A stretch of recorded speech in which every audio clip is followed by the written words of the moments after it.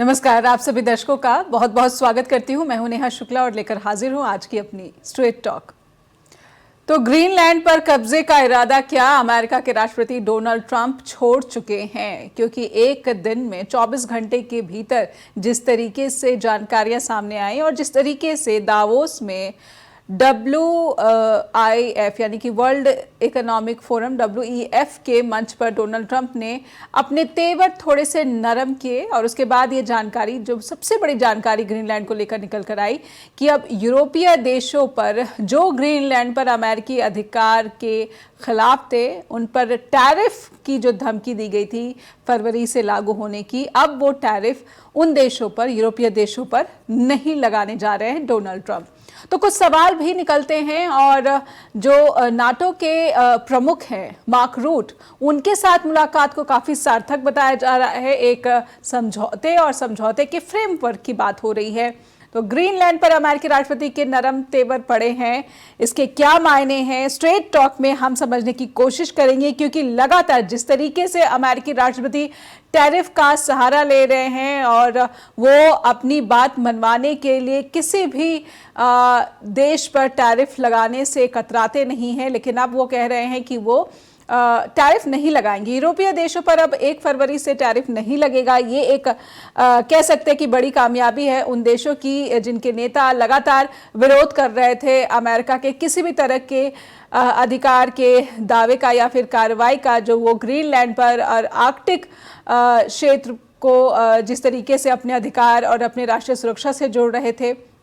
NATO और Trump दोनों ने ग्रीनलैंड फ्रेमवर्क का जो जिक्र किया है, अब इसको भी थोड़ा सा डिटेल्स में जाने की हम कोशिश करेंगे स्ट्रेट टॉक के जरिए।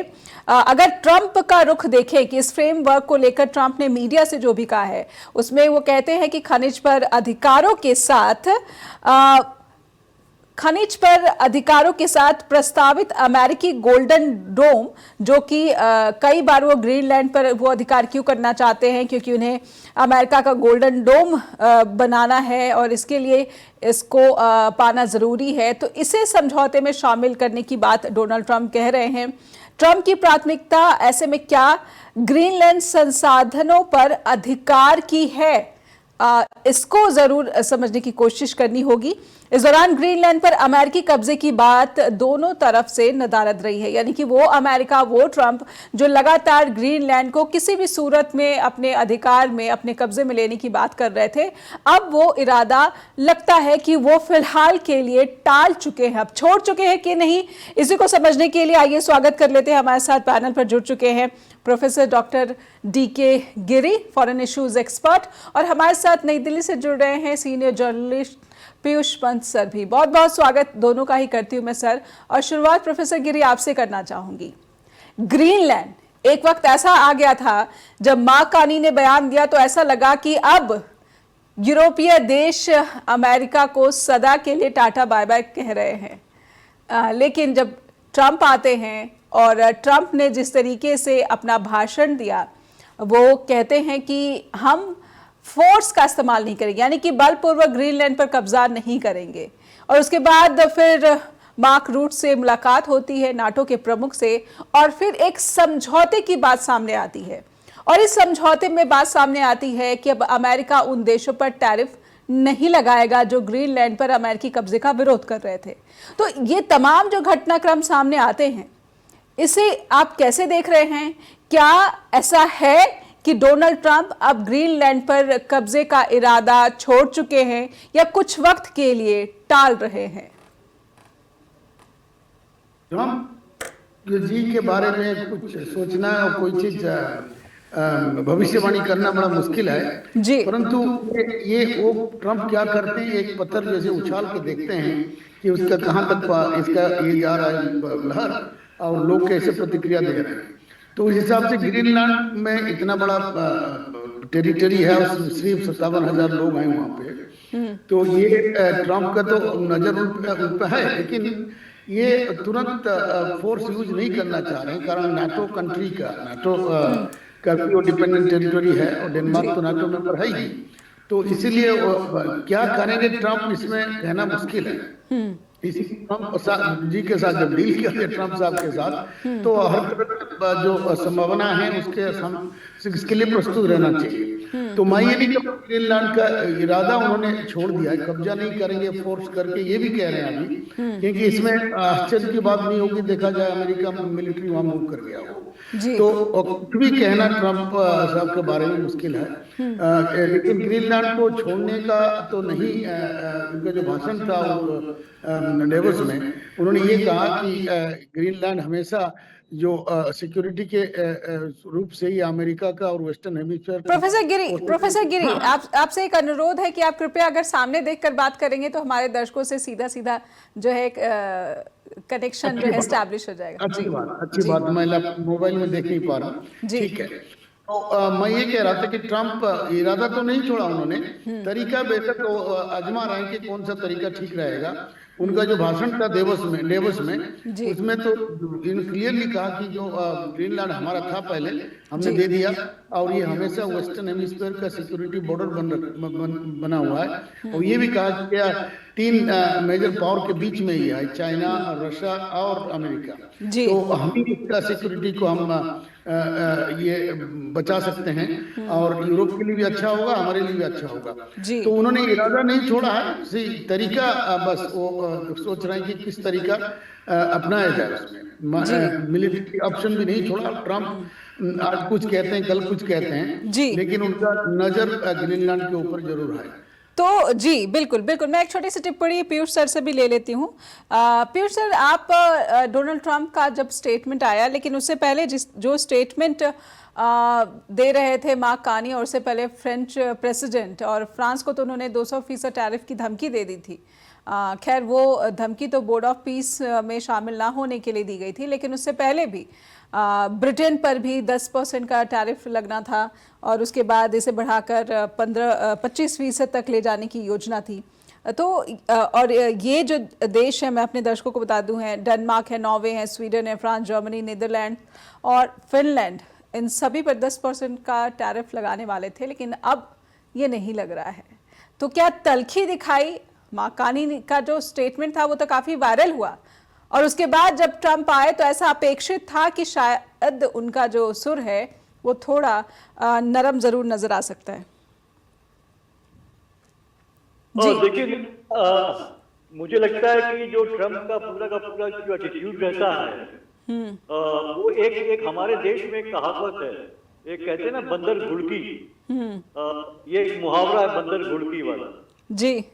तो वही तरीका वो अपनाते हैं। वो सबको जो है कि हड़काते रहते हैं, उनको थ्रेट देते हैं, हम ये कर देंगे, वो कर देंगे, टैरिफ लगा देंगे, तुम पे कब्जा कर लेंगे।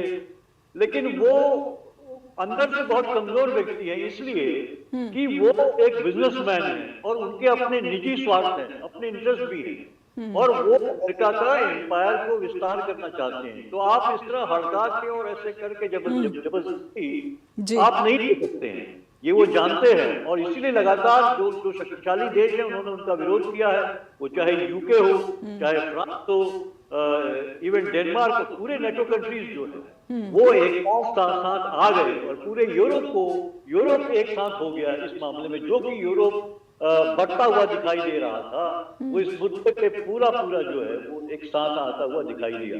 तो वो कहीं न कहीं जो उनको लगा कि, और दूसरा जो है कि एक और तरीका है जो कि खुद अमेरिका में वहाँ पे जो उनका जो सेनेट है, वहाँ पे उसका विरोध जो है लगातार जो है कि वहाँ पे 2 हिस्से ये बट गया है, और तो वो वहाँ पे भी काफी विरोध हो रहा है ग्रीनलैंड पे जो है कि कब्जा करने की बात का। तो मुझे लगता है कि तमाम फैक्टर्स हैं, और उसके बाद जो बातें हुई, और जैसे हमारे यहाँ प्रधानमंत्री जी बहुत चीजें फेंकते रहते हैं, झूठ बोलते रहते हैं, ऐसा ही जो है कि हम जो है अमेरिकी प्रेसिडेंट भी यही बात करते हैं। उन्होंने कहा जो क्या नाम नाटो के जो सेक्रेटरी हैं मार्क रूट जी, हाँ जनरल, हाँ नेटो सेक्रेटरी जो जनरल मार्क रूट है, सेक्रेटरी जनरल है, उनके साथ उनकी मीटिंग थी। उन्होंने कहा कि मेरी एक डील हो गई है, सारे नेटो कंट्री और यूरोपियन कंट्री के साथ एक डील हो गई है, और जो है कि फ्यूचर है, उन्होंने कहा कि we have formed the framework of a future deal with respect to Greenland ji. और इसीलिए हमने जो प्लान किया था टैरिफ लगाने का, वो हम प्लान नहीं लगा रहे जी। लेकिन नाटो के जो सेक्रेटरी मार्क रूट है, उन्होंने ये साफ साफ डिनाई किया कि ऐसी कोई डील नहीं हुई। उन्होंने साफ साफ कह दिया कि ऐसी कोई डील नहीं, हमारी बातचीत हुई लेकिन कोई डील इस तरह की नहीं हुई है। इसी तरह जो है कि आपके क्या नाम, डेनमार्क के प्रधानमंत्री जो है, उन्होंने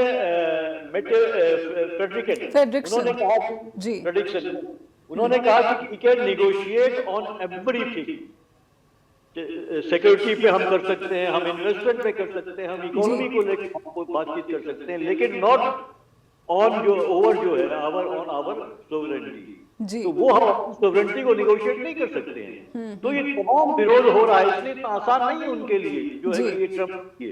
तो ट्रम्प को इसलिए जो है कि लिहाजा मुझे लगता है कि अपने कदम पीछे खींचने पड़े हैं, और उनका जो लगातार अपना जो बोर्ड ऑफ पीस वाला जो है, वो चाहते हैं कि वो एक पैरेलल जो है यूएन के पैरेलल, जैसे पहले लीग ऑफ नेशन हुआ करती थी, वो चाहते वो इस तरीके से एक जो है कि पीस कीपिंग फोर्स जो पीस पूरा, उन्होंने खुद भी दावोस में भी कहा कि मैंने 7 या 8 देशों में मैंने शांति करवाई है, मेरे 8 नेगोशिएशन मैंने किए हैं शांति के।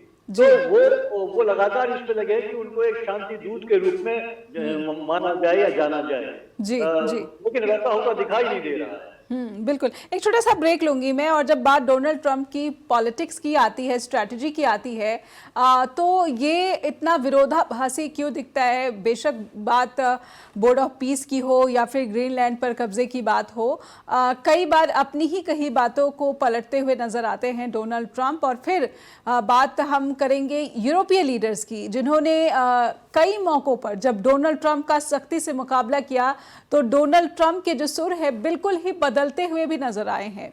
एक ब्रेक लेंगे, और ब्रेक के बाद इस बदलती हुई दुनिया, बल्कि अगर बाकानी के शब्दों में समझा जाए तो ये अब पुरानी व्यवस्था में जो टूट चुका है सब कुछ, ऐसी दुनिया में डोनाल्ड ट्रंप का जो सामना हो रहा है यूरोपीय देशों की तरफ से, क्या ये किसी तरह के परिवर्तन का संकेत है? और जिस भरोसे की कमी को देखा गया है, जिस भरोसे में दरार देखी जा रही है, क्या ये दरार एकदम से भरेगी या फिर और गहरे होने की आशंका? एक ब्रेक के बाद लौटते हैं। फिर से स्वागत है आप सभी दर्शकों का। आप देख रहे हैं स्ट्रेट टॉक, और हमारे साथ प्रोफेसर डॉक्टर डीके गिरी जुड़े हुए हैं। प्रोफेसर गिरी, जब डोनाल्ड ट्रंप कहते हैं कि अमेरिका का जो डोम बनाना है, गोल्डन डोम बनाना है, उसके लिए ग्रीनलैंड पर अधिकार अमेरिका का होना बहुत ज़रूरी है, लेकिन जो डेनमार्क और अमेरिका के करार की बात सामने आ रही है, इसमें तो अमेरिकी सेना के लिए या फिर सुरक्षा बलों के लिए, एजेंसियों के लिए इस तरह की कोई बाध्यता नहीं थी कि अगर अमेरिका ऐसा कोई मिसाइल डिफेंस सिस्टम डेवलप करना चाहता है तो वो ग्रीनलैंड पर जो उसके करार का एक प्रस्ताव है या फिर नियम है, वो उसे कहीं रोकेगा। इस तरह की कोई बात ही नहीं थी। और ऐसे में अब जब ये डील की बात या फिर डील के फ्रेमवर्क की बात हो रही है, तो आप इसे कैसे देख रहे हैं कि क्या ये एक नया बहाना ढूंढ कर ले आए हैं डोनाल्ड ट्रंप?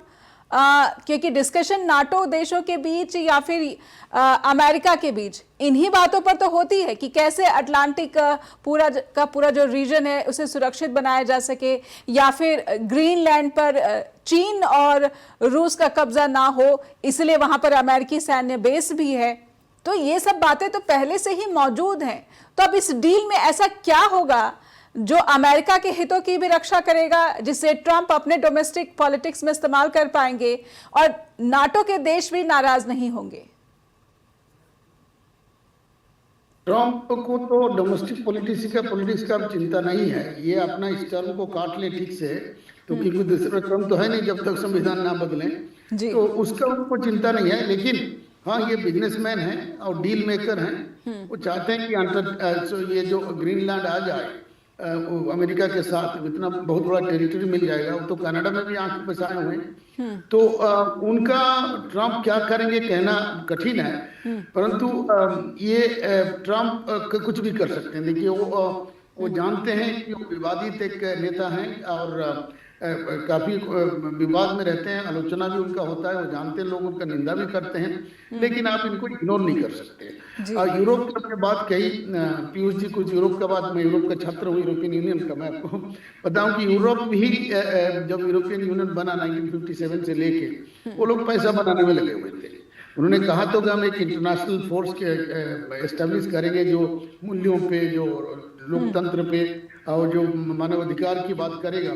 लेकिन जर्मनी और फ्रांस, ये जितने कंट्री, विशेषकर जर्मनी, वो लोग पैसा बनाने लगे हुए थे।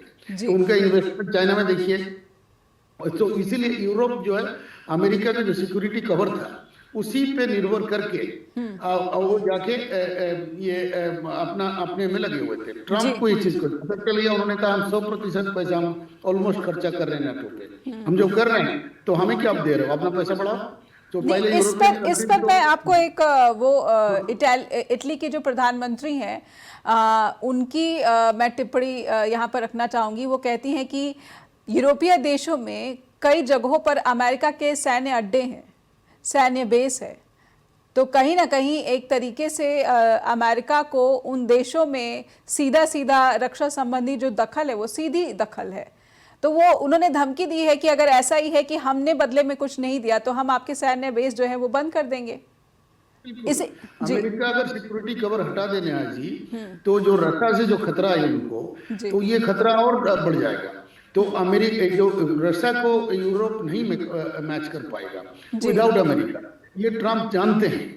और यूरोपियन ट्रम्प का कहने का तरीका बहुत ही गड़बड़ा, लेकिन अपना देश के हिसाब ये हित में और अपना जैसे देश आगे बढ़े उसका कैसे उसका जो प्रभुत्व कैसे बनी रहे अमेरिका का, उसी पे लगे हुए। क्योंकि यूरोप ने काफी, यूरोप नहीं संभाल पाएगा उस चीज को, उनको बड़ा केयरफुली उनको ट्रम्प के साथ डील करना होगा। और ये एक यूरोप सीधा एक टेरिटरी का मांग कर दी, और यूरोपियन यूनियन जरूर आवाज उठा रहे हैं, लेकिन आपस में भी लोग विभाजित हैं। तो ठीक है जी।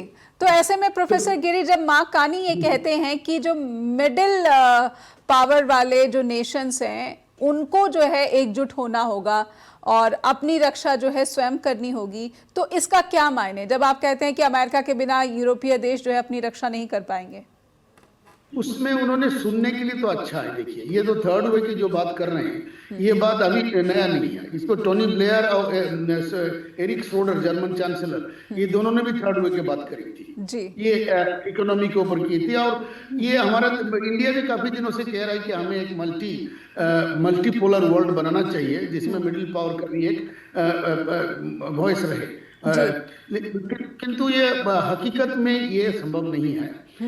कारण ये इतिहास में भी देखिए, पूरा दुनिया जो है दो भाग में विभाजित था, चाहे वो फर्स्ट वर्ल्ड वॉर हो, सेकेंड वर्ल्ड वॉर हो, कोल्ड वॉर हो या ग्लोबल वॉर हो, दो कंट्री के बीच में हमेशा रहा है। अभी चाइना और यूएसए के बीच में राइवलरी चल रहा है। तो बाकी ये जो है उसको डेमोक्रेसी कहिए, ऑथोरिटेरियन कहिए, और कंट्री को ये चुनना पड़ेगा कैसे नेगोशिएट करें। कानी साहब का जो भाषण है सुनने में अच्छा है, लेकिन ये वास्तव में संभव नहीं है। उन्होंने जो फिनलैंड के प्राइम मिनिस्टर को कोट करते हुए कहा कि मूल्यों के आधारित एक वास्तविकता की मैं बात कर रहा हूँ, लेकिन मूल्यों, इंटरनेशनल पॉलिटिक्स में मूल्यों का कब आदर हुआ? ना इंडिया ने किया, ना कौन कंट्री से किसी ने किया।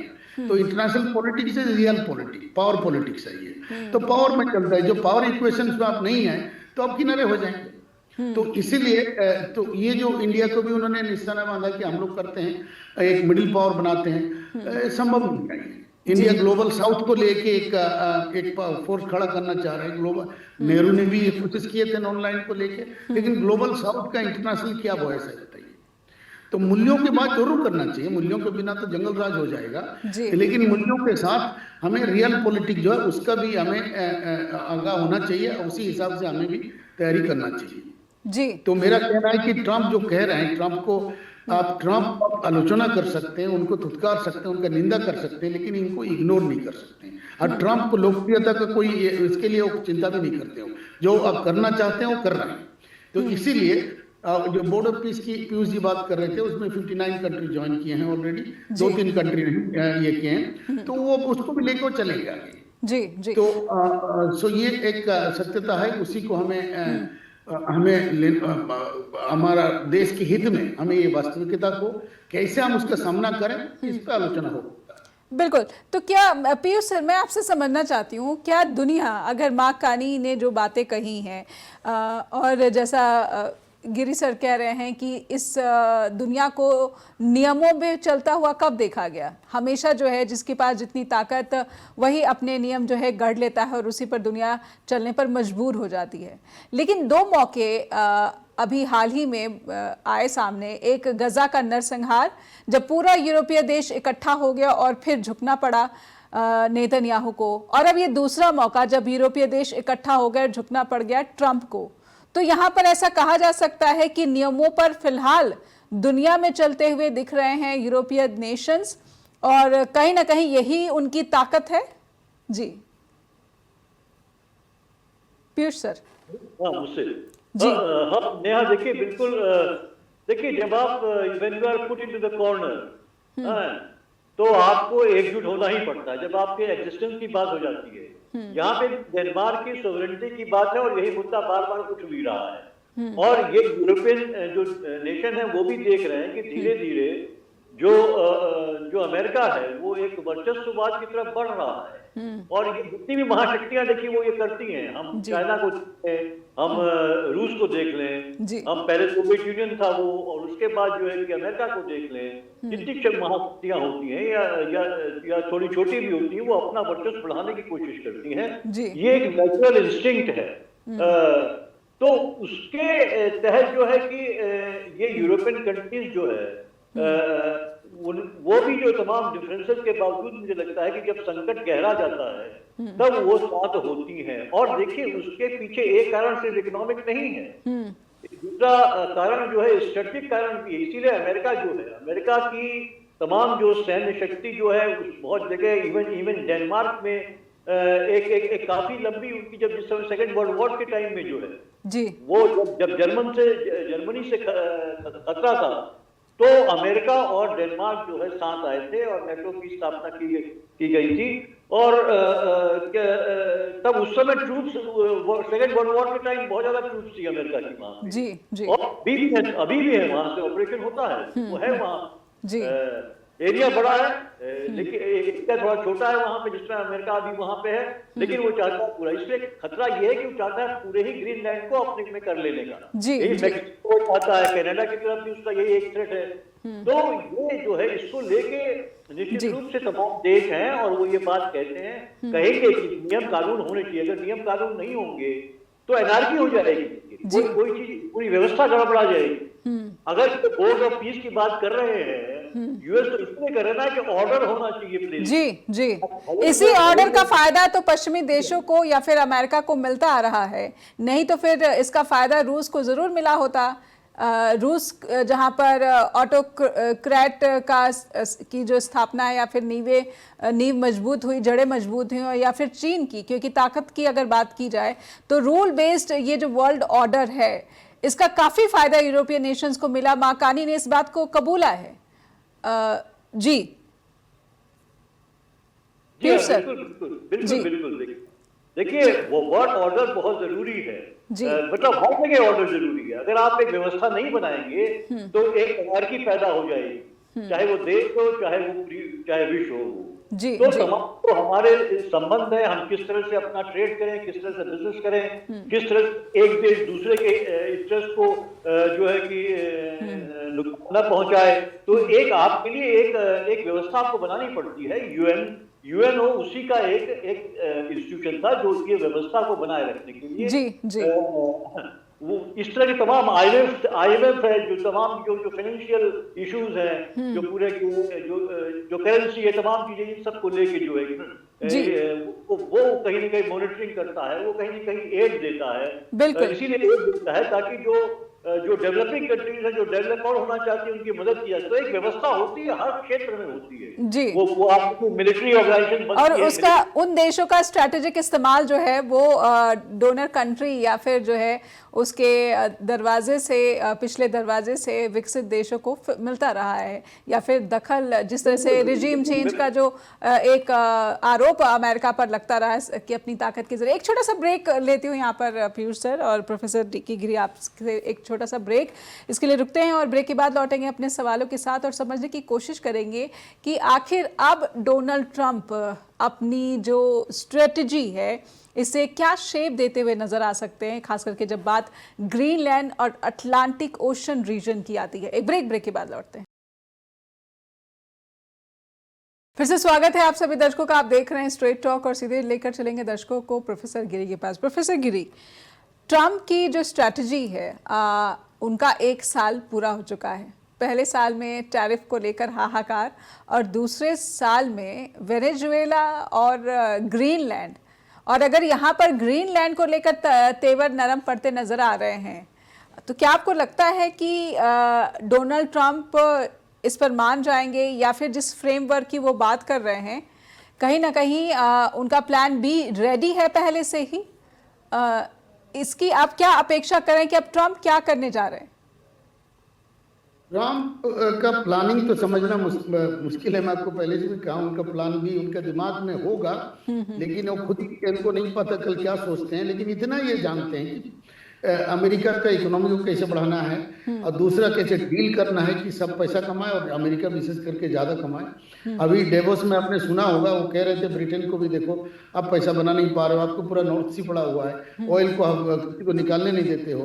और वेनेजुएला आपने ब्रिटेन का जिक्र किया, इसलिए ये सवाल मैं आपसे पूछ ही लेती हूँ कि ब्रिटेन को जिस तरीके से स्लैम किया गया, उसे जो है लताड़ा गया चागोस आइलैंड को लेकर, जब वो बात ग्रीनलैंड पर कब्जे की कर रहे थे तो ब्रिटेन को लताड़ा जा रहा था क्योंकि ब्रिटेन साथ नहीं दे रहा है और चागोस आइलैंड जो है मॉरिशस को सौंप रहा है। तो ये भी मूर्खतापूर्ण फैसला बताया अमेरिकी राष्ट्रपति ट्रंप ने।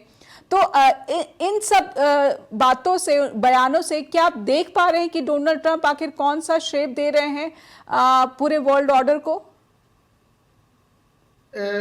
डोनाल्ड ट्रंप एक नया फिलोसफी उनका जो है, वो तो कहते नहीं, आर्टिकुलेट तो नहीं कर पाते हैं, लेकिन वो इतना ओरेटर नहीं है कि इतना आर्टिकुलेट नहीं है। लेकिन बाकी जो ऑब्जर्वर्स हैं आप और हम लोग जैसे अगर उसको देखें तो उनमें एक फिलोसफी उनका सारा एक्शन में है कि ट्रांजेक्शनलिटी, कि भाई आप डील करो, पैसा बनाओ, हम भी बनाए आप भी बनाओ। ये उनका फिलोसफी है और सबको यही कह रहे हैं।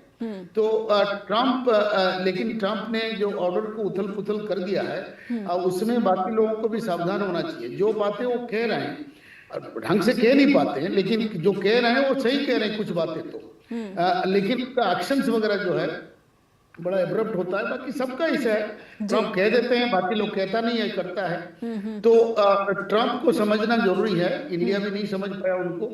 वो चाहते हैं डील, इंडिया जाके उनको कहता ठीक है हम आपसे रस्सा से ऑयल नहीं लेंगे, तो उसी रेट में उससे थोड़ा कंसेशन का आप हमें क्या देंगे बताइए। वो जाके डील करना चाहिए था। डील वो एक्सपेक्ट कर रहे हैं कि हमसे कोई डील करे, लेकिन हम डील नहीं कर पा रहे। हमारा मोदी साहब अच्छे डील मेकर हैं, क्योंकि गुजरात से आते हैं, उनको भी बिजनेस का काफी आइडिया, उनका सलाहकारों को भी। लेकिन ट्रंप एक बिजनेसमैन है, उनसे डील नहीं कर पाना हमारे समझ में नहीं आ रहा। लेकिन उनका देखिए, जो आपने चागोस आइलैंड की बात करी, तो स्टैमर कह रहे हैं कि चागोस आइलैंड जो हमने पिछले साल कहा था कि इनको दे देना है, 90 ईयर के लीज हमारा खत्म हो रहा है, उनको भी उन्होंने दे दिया है। तो उस वक्त ट्रंप सपोर्ट करते उनको, लेकिन अब बदल गए। तो ट्रंप का कहना, उनका कथन पे मत जाइए, उनका करनी देखिए। मैं आपका चैनल में पहले ही बोला हूँ, उनका करनी यही है कि वो चाहते हैं कि लड़ाई ना हो और उसमें सब लोग बिजनेस हो, और लड़ाई बंद करने की कोशिश कर रहे हैं। और वेनेजुएला के ऊपर जो उनका ये था, वो भी ऑयल का ही खेल था, और उसमें इसलिए घुस के वहां पे उनका आंख उसके ऊपर था, फर्स्ट टर्म से था। और वेनेजुएला के ऊपर काफी उसमें तेल ये इस मोड़ पर क्या ये प्रोफेसर गिरी कहा जा सकता है कि ट्रंप का इरादा अमेरिका की टेरिटरी का जो है विस्तार नहीं, बल्कि अमेरिका में अधिक से अधिक धन जो है वो लेकर आना है?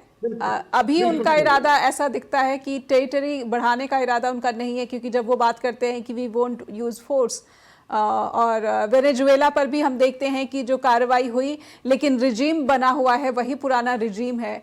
तो कहीं ना कहीं अगर ये महत्वाकांक्षाएं हैं तो इसे अब कहा जा सकता है कि ये गलत नैरेटिव जो है ट्रंप के खिलाफ गढ़ा जाता रहा। जी बिल्कुल, जैसे इनका टेरिटोरियल एम्बिशन जैसा है कि चाइना का है या रसिया का है, जी और चाइना भी है, टेरिटोरी का भूखा है चाइना, जी जहां उनको जाना मिले वो पहुंच जाएगा। रसिया जी भी वही कर रहा है जी कि पुराना सोवियत यूनियन को पुनर्गठन करने की कोशिश कर रहा है। ट्रंप का सही कह रहे हैं, टेरिटोरियल इनका इरादा नहीं है, लेकिन बिजनेस धन कैसे आए और अमेरिका को पास आए, और बाकी देश वो कहते हैं सब लोग पैसा बनाओ, हम भी बनाते हैं, आप भी बनाओ। तो वो ऐसे में उनका ये न्यूयॉर्क है। की न्यूयॉर्क टाइम्स की जो रिपोर्ट है, जो वो कहती है, अगर ऐसा कोई राष्ट्रपति है जिसकी जेब में सीधे सीधे बिलियन डॉलर जो है चले गए सिर्फ 1 साल में, तो ये अपने आप में जो है बहुत चिंता की बात है कि ये किस तरह का अमेरिका या अमेरिकी नागरिकों के हितों में फैसले या फिर नीतियों का जो है यहाँ पर निर्माण हो रहा है। एक ब्रेक लूंगी मैं प्रोफेसर गिरी, इससे पहले मैं पीयूष सर के पास अपने सवाल के साथ जाऊँ। एक छोटा सा ब्रेक के बाद लौटेंगे स्ट्रेट टॉक के साथ। फिर से स्वागत है आप सभी दर्शकों का। आप देख रहे हैं स्ट्रेट टॉक और हम समझने की कोशिश कर रहे हैं अमेरिकी राष्ट्रपति डोनाल्ड ट्रंप की पॉलिटिक्स को, उनकी स्ट्रैटेजी को, उनकी डिप्लोमेसी को। क्या वो जो कहते हैं वो वही करते हुए नजर आते हैं, और जो वो करते हैं उसका फ़ायदा जो वो दावा करते हैं कि अमेरिकी नागरिकों को मिल रहा है उसमें कितनी सच्चाई है। और ऐसे में वो रिपोर्ट सामने आ जाती है जो न्यूयॉर्क टाइम्स में छपी, जिसमें ये दावा किया गया कि ट्रंप ने दूसरे कार्यकाल में, राष्ट्रपति के पद पर होते हुए अपने दूसरे कार्यकाल में, जो खुद को अमीर बनाने की जो कोशिश की, उसमें उनके पास 1.4 बिलियन डॉलर जो है वो राशि आई है। ये एक रिपोर्ट में दावा किया गया है, इसकी हम पुष्टि नहीं करते हैं, लेकिन ये जानकारी हम अपने दर्शकों तक दे रहे हैं। आइए आप दर्शकों को लेकर चलते हैं वरिष्ठ पत्रकार पीयूष पंत के पास। पीयूष सर, ट्रंप बिजनेस करना चाहते हैं, ट्रंप इज अ ट्रेडर, लेकिन ट्रंप का दूसरा कार्यकाल सिर्फ अमेरिकी लोगों के लिए नहीं, पूरी दुनिया भर के लोगों को प्रभावित कर रहा है, उनकी ज़िंदगी पर असर डाल रहा है। जिस तरीके से यूरोपियन नेशंस को आप एकजुट होता हुआ देखें, क्या ये साफ संकेत है कि अब साउथ एशिया में भी कुछ ऐसा आप देखेंगे कि चाइना, इंडिया कई मसलों पर जो है फैसला न ले पाने की स्थिति में नजर आता है? क्या ये तमाम बातें क्या भारत को किसी फैसले के करीब ला रही हैं? देखिए नेहा, ये क्या है कि इसमें कोई दो राय नहीं है। जैसे प्रोफेसर गिरी ने भी कहा कि क्योंकि डोनाल्ड ट्रंप जो है वो एक बिजनेसमैन है, इंडस्ट्रियलिस्ट है, उसको सिर्फ पैसा सूझता है, पैसा कमाना चाहता है जी, उसका इतना पैसा बना है जी, और भारत में बहुत इन्वेस्टमेंट है उसकी कंपनी का है, और तमाम रिश्ते बिगड़ने के बावजूद और ट्रंप और अमेरिका और भारत के और ट्रंप ने जो टैरिफ लगाई उसके बावजूद उसको बिजनेस इंटरेस्ट यहाँ पे उनको कुछ हार्म नहीं हुआ।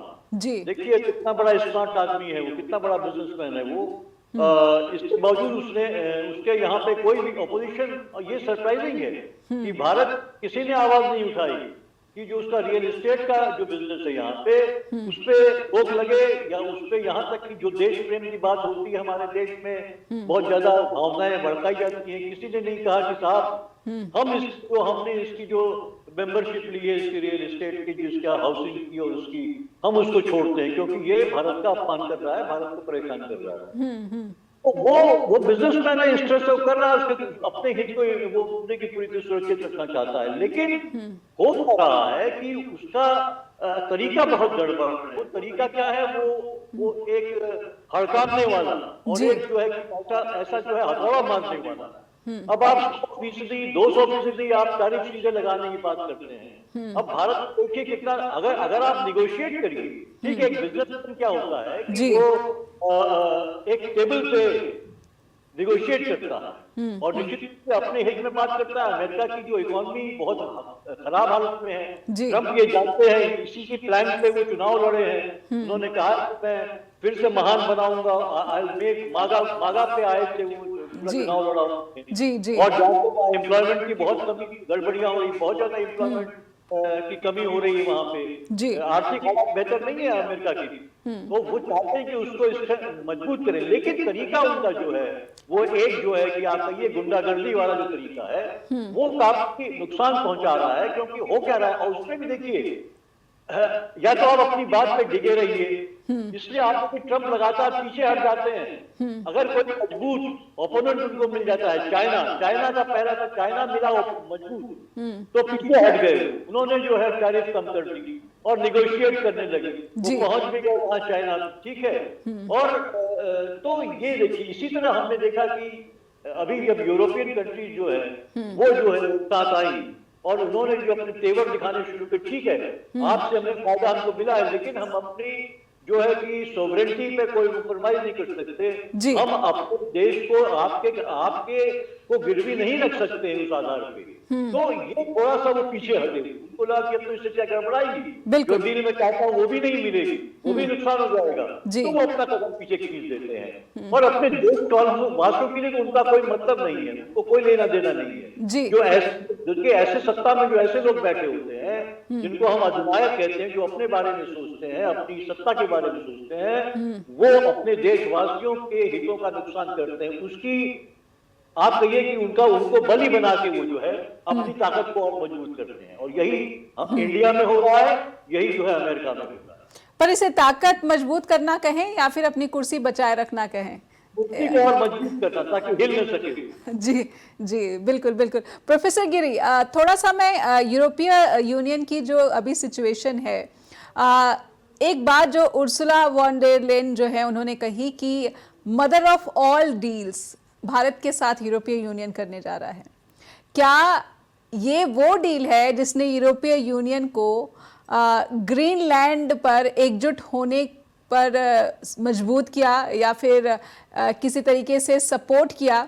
और अमेरिका का खुलकर जो है माकानी उससे पहले चीन की यात्रा पर गए थे और वहाँ पे जो है ऐतिहासिक स्ट्रैटेजिक रिलेशनशिप पार्टनरशिप की बात कर आए थे। तो ये तमाम वो बातें हैं, ये जो यूरोपीय देशों का झुकाव साउथ एशिया, भारत और चीन की तरफ से है, ये अब अमेरिका और यूरोपीय नेशंस दोस्ती में जो खटास पड़ गई है, जो दरारें पड़ गई हैं, अब ये नया वर्ल्ड ऑर्डर नहीं बल्कि जो पोलर वर्ल्ड की बात हो रही है, इसमें सबसे अहम घटनाक्रम है। गिरी सर, मल्टीपोलर को तो नहीं कहूंगा मैं, मल्टीपोलर अभी नहीं हुआ है, लेकिन यूरोप जो कर रहा है अभी उनके पास अपना बचाव करने के लिए, कि अपना सिक्योरिटी, अपना इकोनॉमी को बचाने के लिए ये आप थोड़ा सा लिबरल हुए यूरोपियन यूनियन। लेकिन ये जो हमारे FTA है, आपको याद होगा ये 17 साल से नेगोशिएशन चल रहा है, 17 ईयर्स।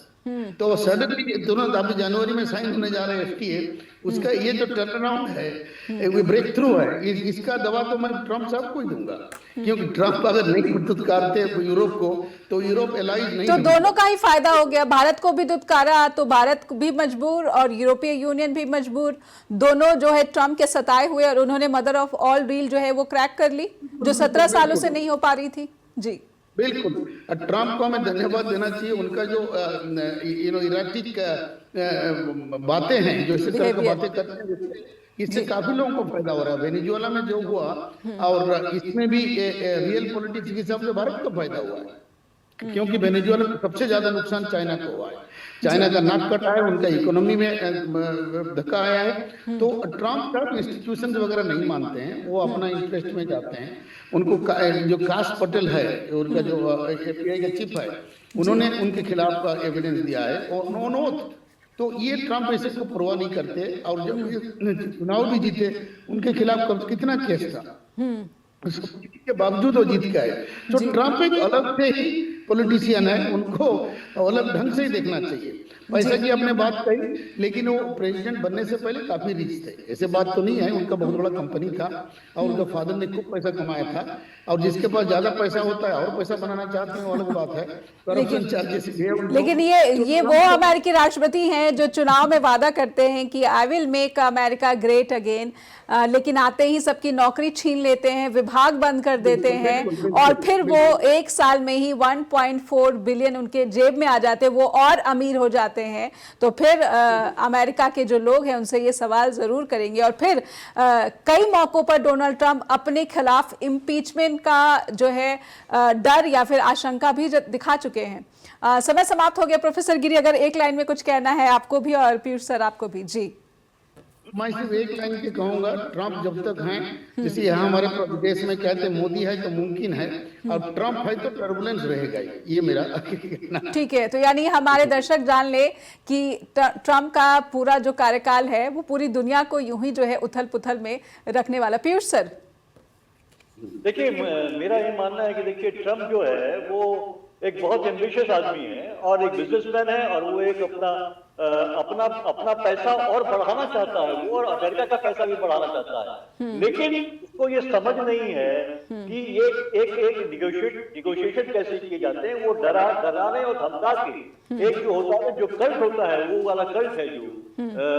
गुंडेइज्म का, उसके दादागिरी जो सोचता है कि अमेरिका सबसे ठीक है, अमेरिका महाशक्ति है, रहा है इस समय, हालत उसकी ठीक नहीं है बिल्कुल, लेकिन वो फिर भी अभी वो ये चाहता है कि अमेरिका को सब लोग दादा माने। ठीक है, मानते, लेकिन आप जो है उसको फायदा पहुंचाओ, आप दादागिरी से थोड़ी काम करोगे। तो वो एक दादागिरी करना चाहता है, वो दिखाना चाहता है कि मैं ही जो हूँ वो सर्वोच्च हूँ, मैं सबसे ज्यादा शक्तिशाली हूँ। ये उसकी एक कमजोरी है, मुझे लगता है धीरे समझ में, और यही उसको नुकसान पहुंचा देगी। बिल्कुल, ये अमेरिका को नुकसान पहुंचा रही है, अमेरिका के अलाइज को उससे दूर ले जा रही है। बहुत बहुत धन्यवाद करना चाहूंगी पीयूष सर आपका भी, प्रोफेसर गिरी आपका भी बहुत बहुत आभार।